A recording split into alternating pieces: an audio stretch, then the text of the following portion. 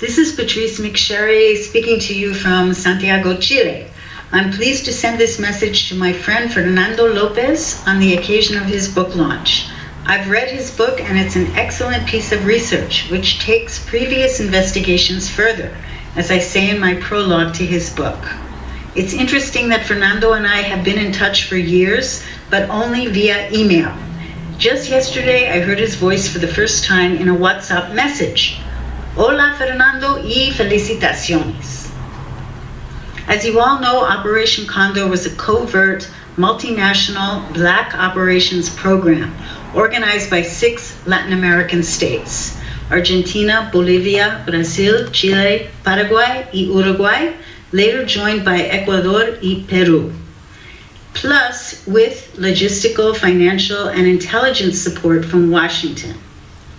In the Cold War climate of the 1960s and 70s, when US leaders and Latin American militaries regarded popular movements and political dissidents as so-called internal enemies, any methods were considered legitimate in the war against subversion. In fact, many of these new social movements were indigenous, nationalist, leftist, socialist, or radical democratic forces fighting to represent the voiceless and the marginalized. As leftist and nationalist leaders won elections throughout Latin America in the 1960s and early 70s, and new revolutionary and progressive movements gained strength, US security strategists feared a communist-inspired threat to US economic and political interests in the hemisphere. Local elites similarly feared that their traditional political dominance and wealth were at risk. Washington poured enormous resources into the inter-American security system, of which Condor was a key and secret part, I argue in my book, to mobilize and unify the militaries in order to prevent leftist leaders from gaining power and to control and destroy leftist and populist movements in Latin America. Anti-communism and, quote, preventing another Cuba were national security priorities of the US in Latin America. The reigning national security doctrine incorporated counterinsurgency strategies and concepts, such as hunter-killer programs and secret, so-called unconventional techniques, such as subversion, sabotage, and terrorism to defeat foes. Much of the counterinsurgency doctrine remains classified, but scholars have documented many of its key components.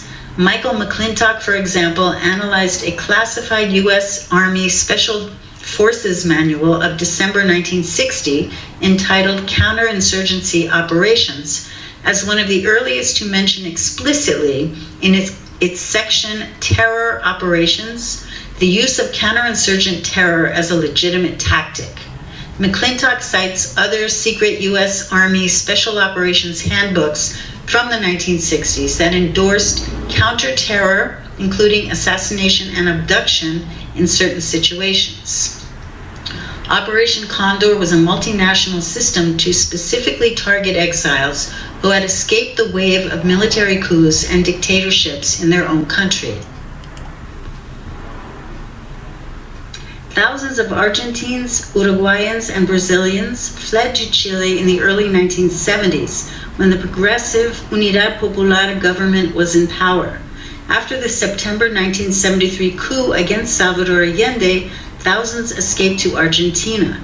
Operation Condor focused on these people, many of whom were under UN protection, using covert, cross-border abduction, disappearance, rendition to other countries, torture, and extrajudicial execution. Condor's targets were activists, organizers, and opponents of the dictatorships, as well as guerrillas or armed insurgents, all of whom, by the way, were entitled to due process. Under a top-secret agreement known as Phase 3, Condor also assassinated or attempted to assassinate key political opposition leaders exiled in Latin America, Europe, and the United States.